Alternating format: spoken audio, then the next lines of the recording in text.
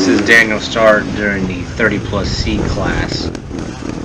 As you can see, he got a pretty good start. This hill was pretty bumpy. On the start, one of the AA guys actually went over his handlebars because his front end got stuck in a rut. I'm a few seconds behind Daniel. As I come into the woods, I can still see him. One thing that I'm learning is that in the dirt racing side, if you get a bad start and you get stuck in the back, you can't see anything. So you get stuck behind so many other guys that they obviously don't see what's going on. It just creates problems. This area is pretty cool. I liken this to Carl's Diner. Pretty sure this is exactly what it's working like. As Daniel comes up to a hill climb, someone decided to take a break halfway up.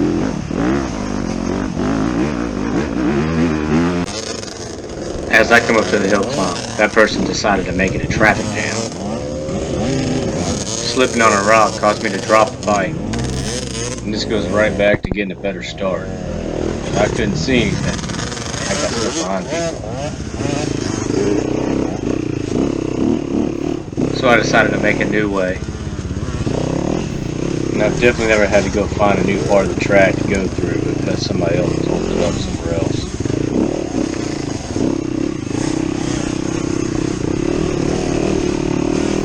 Watching this video for the 100th time, this little thing dangling around is really annoying.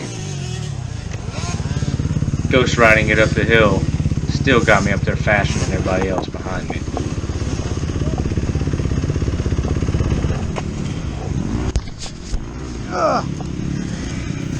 Picking up a bike on a steep decline with a separated shoulder doesn't feel good.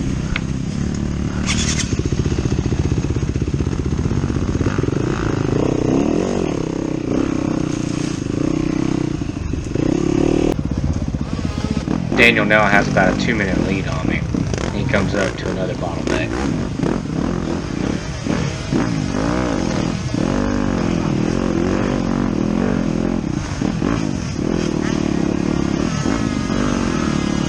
The rocks here are about the size of cantaloupes, so one mistake stops the whole progression.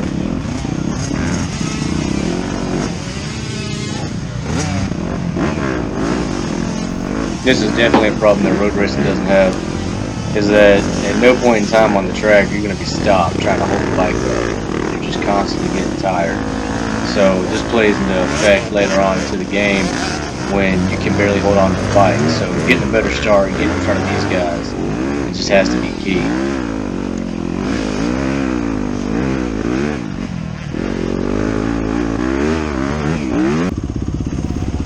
As I come up to it, nothing's gotten better.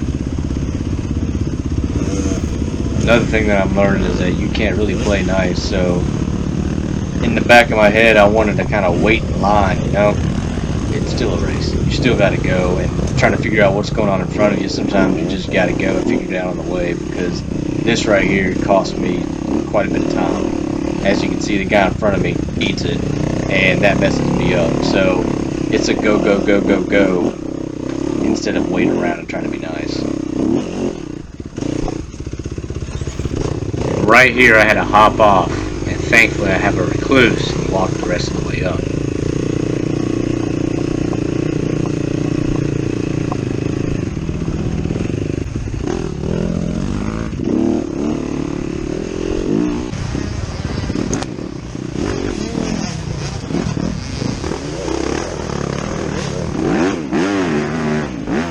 One of the few mistakes Daniel made was getting stuck in 2 inches of water. The big thing with road racing is consistency. You're able to come into a particular turn as many times as you want, and for the absolute most part it's going to be the same. Not the same with this.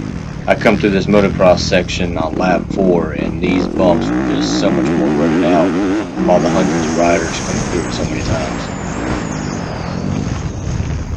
7 miles later, Daniel's now about to make his first lap completed.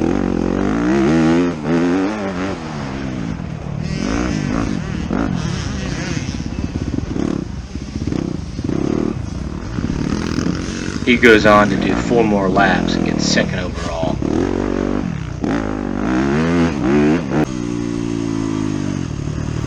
At this point, Dan has about 3 minutes on me now. For the rest of the race, I'm not able to close that up. My handlebars are bent backwards, my rear tire's flat, and my left radiator's crushed. 1 lap down, 3 to go. I ended up with 7th overall.